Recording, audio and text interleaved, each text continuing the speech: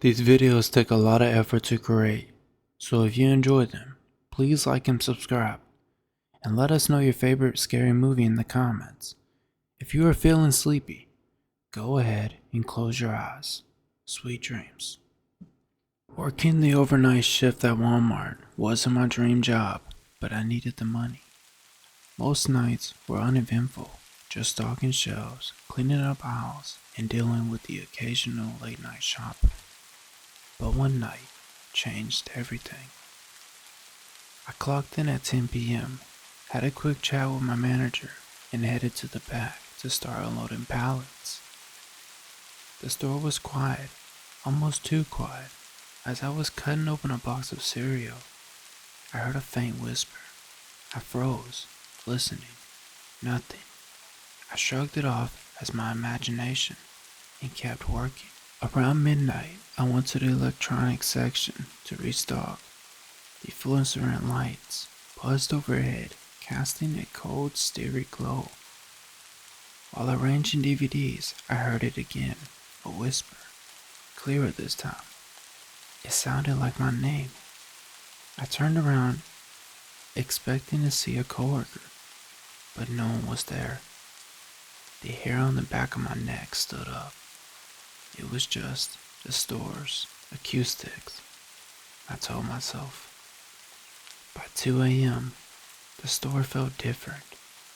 There was a heaviness in the air, like someone was watching me. I was alone in the toy section, straightening a display of action figures when I noticed something strange. One of the dolls was out of place. I picked it up to return it to the shelf, and its eyes caught my attention. They looked almost real. They were staring right at me. I dropped the doll, my heart racing. It landed with a soft dub, and I thought I saw it move. I backed away, trying to calm myself. This was ridiculous. Just a trick of the light, I guess. Needing a break, I headed to the break room. On the way, I passed the fitting rooms. The door to one was slightly open, and I saw a light flickering inside. No one was supposed to be there at this hour. I pushed the door open and called out, "Hello?" No response. Stepping inside, I felt the chill. The lights were flickering, casting a creepy shadow on the walls. I was about to leave when I heard a low whisper right behind me. "Get out." I spun around, but no one was there. Panic set in. I bolted out the fitting room, my heart pounding. I needed to find someone, anyone. I finally found Joe, the security guard, near the front entrance. I told him what happened, but he just laughed it off, saying I was probably tired. He offered to walk me back to the break room, and I gratefully accepted it. As we walked through the store, I felt a bit safer with Joe beside me. But then, as we passed the toy section again, I saw the doll I had dropped earlier. It was back on the shelf, its lifelike eyes following me. I didn't say anything to Joe. I just wanted to get to the break room and wait for my shift to end. By the time 6 a.m. rolled around, I was ready to leave. I clocked out and ran to my car. As I drove away, I glanced in the rearview mirror, half expecting to see something behind me, but there was nothing, just the empty parking lot in the early morning. I quit my job at Walmart the next day. Maybe it was all in my head, a mix of sleep, deprivation, and imagination, but I couldn't shake the feeling that something was wrong in that store, and I wasn't going to stick around and find out. Hiking in the mountains had always been my favorite escape. There was something about the fresh air and the sound of nature that calmed me. One weekend, I decided to venture out to a new trail that a friend had recommended. It was supposed to be a scenic, but less traveled, perfect for some solitude. I arrived at the trailhead around noon. The sky was clear and the weather was perfect. I strapped on my backpack, checked my map, and started my hike. The trail was beautiful, winding through dense forests up rocky slopes. I was a few hours in when I realized I hadn't seen a single person since I started. It was unusual, but I didn't mind the solitude. As I reached the clearing, with a breathtaking view of the valley below, I decided to take a break. I sat down on a large rock and drank some water and took in the scenery.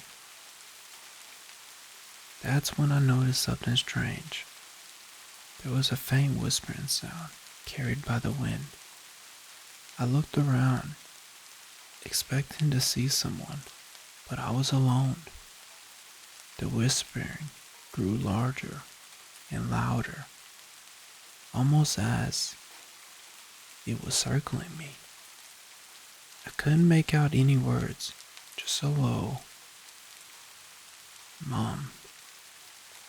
Shaking it off, I convinced myself it was just the wind playing tricks on me. I continued my hike, but the whispering stayed with me, growing louder and more persistent. After an hour, I reached a dense part of the forest where the trees blocked out most of the sunlight. The air felt colder, and the whispering was now occupied by a sense of being watched. I quickened my pace, eager to reach the next clearing, but the feeling only grew larger. Suddenly, I stumbled upon an old abandoned cabin. It wasn't on the map. The windows were broken, and the door hung loosely on its hinge. I debated whether to check it out or to keep moving, but my curiosity got the better of me. I pushed the door open and creaked it loudly. Inside the cabinet was a darkened smelled of damp wood, dust particles floating in the air, visible in the few rays of light that managed to penetrate the gloom. As I explored, I found old furniture and a fireplace filled with ash. There was a strange markings on the wall, symbols I didn't recognize. Then I heard it again, the whispering. But this time, it was clearer, more distinct. It seemed to be coming back of the cabin. My heart pounded as I walked towards the sound. I found a small hidden door. Taking a deep breath, I poured the door open. A set of narrow stairs led down into darkness. Every instinct told me to leave, but I felt compelled to go down. The air grew colder with each step, and the whispering got even quieter. At the bottom, I found a small room lit by flickering candles. In the center, I reached out to touch the book. The voices stopped. The silence was defeating. I picked it up and opened it, revealing pages filled with the same strange symbols as on the wall. As I flipped through, the temperature in the room dropped even further. My breath came out in visible puffs. Without warning, the candles blew out, plugging me into darkness. Panic set in. I fumbled for my flashlight and when I turned it on, I saw them. It was creatures standing all around me, their eyes glowing faintly in the dark. They were whispering again, louder. I ran. I bolted up the stairs through the cabin and out into the forest. The whispering followed me, echoing in my ears. I didn't stop. I reached the trailhead, my car in sight. I jumped in and locked the doors and sped away. I never went back to that trail, and when I told my friend about the cabin, he looked puzzled. He said there was no cabin on that trail and no one had ever mentioned it. To this day, I don't know what I stumbled upon in those mountains, but I do know one thing. I'll never hike alone again. Ever since I was a kid, I loved camping. There was something magical about the crackling of the campfire, the smell of pine trees, and the star-filled sky that made me feel truly alive. Last summer, my friends and I decided to explore a remote campground we heard about from an old ranger. It was supposed to be a beautiful, but had been abandoned for years due to mysterious disappearance. Naturally, we were intrigued. We packed up our gear and drove for hours, leaving the city far behind. The road turned from pavement to gravel and eventually to a dirt path, barely wide enough for our car. Just as the sun began to set, we arrived. The campground was overgrown, with the natural reclaiming what humans had left behind. It was quiet, save for the occasional rustles of leaves in the breeze. We set up our tents. We then gathered wood to start a fire. As the darkness began, we sat around the flames telling ghost stories and roasting marshmallows. It felt like any other camping trip until we heard the first scream. It was distant, echoing through the trees and cut off. We all froze, staring into the darkness. My friend Jake laughed nervously, saying it was probably an animal, but there was something about the scream that didn't sit right with me. It sounded human. As the night went on, the forest seemed to close in around us. The fire's light cast long, flickering shadows, and every snap of a twig made us jump. Around midnight, we decided to call it a night. We retreated to our tents, though I had a hard time falling asleep. I woke up to a strange noise outside my tent. A soft, shuffling sound. I held my breath, listening. It was getting closer.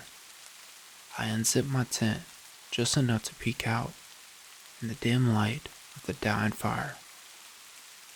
I saw something moving among the trees. It was too dark to make out any details, but it looked like a person. My heart pounded in my chest. I slipped out of my tent as quietly as possible and shook Jake awake. He followed me outside and I pointed towards what I saw. He squinted into the darkness and turned pale. "What the hell?" he whispered. We woke up the others, and the four of us stood in a tense circle, watching whatever it was. It was moving strangely, almost gliding between the trees. Then it stopped and realized it was looking at us. The fire cast just enough light for us to see its face, or rather, but it was blank, featureless mask of flesh. Panic set in. We grabbed our flashlights and we shined them towards whatever it was. It didn't flinch. Instead, it began to move towards us, slow. We backed up, stumbling over our tents and gear. "We need to get out of here," I said, my voice shaking. We packed up quickly, as we could, but every time we looked up, that thing was closer. It never made a sound, it just watched us with that horrifying, blank face. We finally managed to throw everything into the car and speed down the dirt road, heart racing. We didn't stop until we were miles away, back on the main road. Only then did we feel safe enough to talk about what happened. None of us had a logical explanation. We decided to call the ranger who had told us about the campground. When we described what we saw, there was a long silence on the other end of the line. Finally, the ranger spoke. "You need to stay away from that place," he said. "You are not the first to see whatever that was. The others weren't as lucky." I asked him what he meant, and he told us about the disappearance. Campers who had gone to that campground and were never seen again. Authorities found their campsites abandoned, but there was no sign of a struggle. Just a lingering sense of a dread and a few footprints that led into the forest and vanished. We never went back to that camp. In fact, I haven't been camping since. Sometimes, late at night, I still see that blank face in my nightmares, staring at me from the darkness. Moving into a new house is always a mix of excitement and stress for me. It was mostly excitement. I had finally found a place that I could afford on my own. It was a charming old 2-story house on the outskirts of town, with just enough character to make it interesting. The only thing that gave me pause was the basement. From the moment I first toured the house, something about the basement felt off. It wasn't anything obvious, just a feeling like the air was heavier down there. But I brushed it off as my imagination and signed the lease. The first few days were spent unpacking and settling in. I didn't have a lot of furniture, so the house felt spacious, almost empty. It was on the third night that I first heard the noise. I was in bed, drifting off to sleep, when I heard a faint thud coming from below. My heart skipped a beat as I listened, straining to hear more, but the house was silent. I convinced myself it was just the house setting. Old houses make noises after all, but the next night, it happened again. A soft thumping, like something was knocking on the walls. This time, I couldn't ignore it. I got out of bed, grabbed a flashlight, and headed towards the basement door. The stairs creaked under my weight as I descended. The beam of my flashlight cutting through the darkness. The basement was cold, and the smell of a damp earth was strong. I swept the light across the room, but everything looked normal. Boxes stacked against the walls, old furniture covered in sheets. Then I heard it again. It was coming from behind the door at the far end of the basement. I hadn't noticed that door before. It was old and wooden. I hesitated, every instinct telling me to go back upstairs, but curiosity got the better of me. I walked to the door and tried the handle. It was locked. I fumbled through the boxes nearby and found an old rusty key. Holding my breath, I inserted it into the lock and turned. The door cracked open, revealing a small, pitch-black room. As I shined my flashlight inside, I felt a chill run down my spine. The room was empty, except for deep, dark stains on the floors and walls. The thumping was louder now, almost. I realized it was coming from beneath the floor. In the center of the room was a trapdoor, partially hidden by a layer of dust. The handle was cold and heavy as I pulled it open. A narrow staircase led down in a deeper, darker part of the basement. The thumping echoed from below. I stepped onto the first stairs, and then the second. The air grew colder with each step. At the bottom, the flashlight revealed a small, cramped space. The walls were lined with strange symbols. In the center of the room was a large wooden crate, shaking with each thump. My heart pounded in my chest as I approached the crate. I knew I should turn back, but I couldn't. I had to know what was inside. I reached out, my hands trembling. I then opened the lid. Inside, there was a pale, with hollow eyes, sunken cheeks. It looked at me, its mouth open, in a silent scream. Then it lunged. I stumbled back, dropping the flashlight. The creature clawed its way out of the crate, moving with unnatural speed, and turned. Scrambling up the stairs, I could hear behind me a ragged breath, scratching claws echoing in the narrow passage. I burst into the main basement and slammed the door shut behind me, bolting up the stairs. I locked the basement door and backed away, my heart racing. For hours, I sat in the living room, listening to the thumping and scratching coming from below.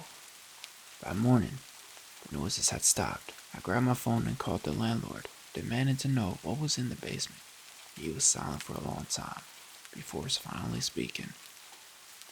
The previous tenant, he said slowly, was into some dark things.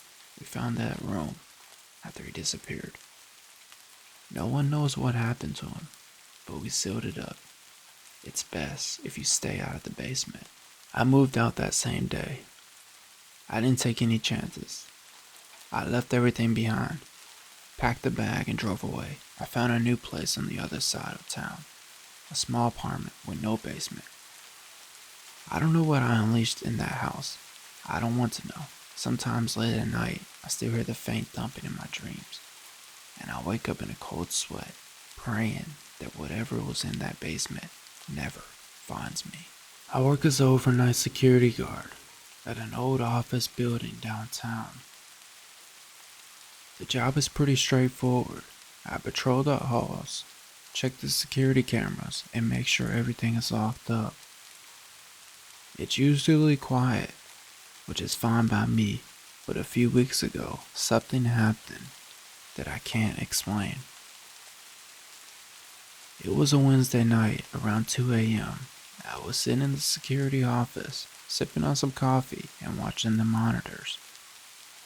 The building was empty, as usual. The only sounds were the hum of the monitors and the occasional creaks of the building setting. I was scrolling through my phone when I noticed something odd on one of the cameras. The feed from the third floor showed a flickering light in one of the offices. I frowned and leaned closer. The office lights were supposed to be off. I figured it was a bulb, but I decided to check it out just in case. Grabbing my flashlight, I headed up the third floor. The building felt different at night. As I reached the top of the stairs, I saw the flickering light at the end of the hallway. It was coming from the last office on the left. I walked down the hallway, the beam of my flashlight cutting through the darkness. When I reached the office, I saw the door was slightly ajar. I pushed it open. I stepped inside. The light was indeed flickering. I flipped the switch a few times, but it didn't stop. Then I noticed something on the desk. It was an old leather-bound book. I hadn't seen it there before. Curious, I walked over and picked it up. The cover was worn, and the pages were yellowed with age. As I flipped through it, I realized it was handwritten, filled with strange symbols and drawings. I decided to take the book back to my security office and look at it more closely. Maybe it was just some old office relic, but something about it felt off. As I walked back down the hallway, I couldn't shake the feeling that I was being watched. Back in the security office, I sat down and opened the book. The symbols and drawings didn't make any sense to me. They looked like something out of an old horror movie. I was about to close the book when I noticed loose pages sticking out. I pulled it out and unfolded it. Written in shaky handwriting, it was a single sentence: "Do not disturb the watcher." My blood ran cold. I had no idea what it meant, but it didn't sound good. Just then, I heard a noise, a soft shuffling sound like someone was dragging their feet. I looked at the monitors. The camera on the third floor was showing a static. I flipped through the other feeds, but everything was normal. Grabbing my flashlight, I headed back to the third floor. The hallway was dark and silent. I walked to the office, where I found the book, but the door was now closed. I pushed it open. The office was empty, but the flickering light was still on. I turned to leave. That's when I saw it. Standing at the edge of the hallway, it was a tall and thin with long arms. His face was hidden in shadow, but I could feel its eyes on me. I froze, unable to move or speak. "It looked like a skinwalker," I said. It started to move towards me. Its steps slow and deliberate. I backed into my office, my mind racing. I had to get out of there. I slammed the door shut and locked it, my hands shaking. The shuffling sounds grew louder, stopping just outside the door. For what it felt like hours, I stood there, holding my breath, waiting for something to happen. But there was only silence. Finally, I gathered the courage to open the door. The hallway was empty, and the skinwalker was gone. I ran back to the security office and locked the door behind me. I didn't touch the book again. I sat there staring at the monitors, waiting for my shift to end. When morning finally came, I left the building and never looked back. I quit my job that same day. I told my boss I couldn't handle the night shift anymore. I didn't mention the skinwalker or the book. I didn't think anyone would believe me. Sometimes, late at night, I still hear that shuffling sound in my dreams. I wake up in a cold sweat, convinced that the watcher is still out there waiting for me to return. And I know I'll never feel safe again.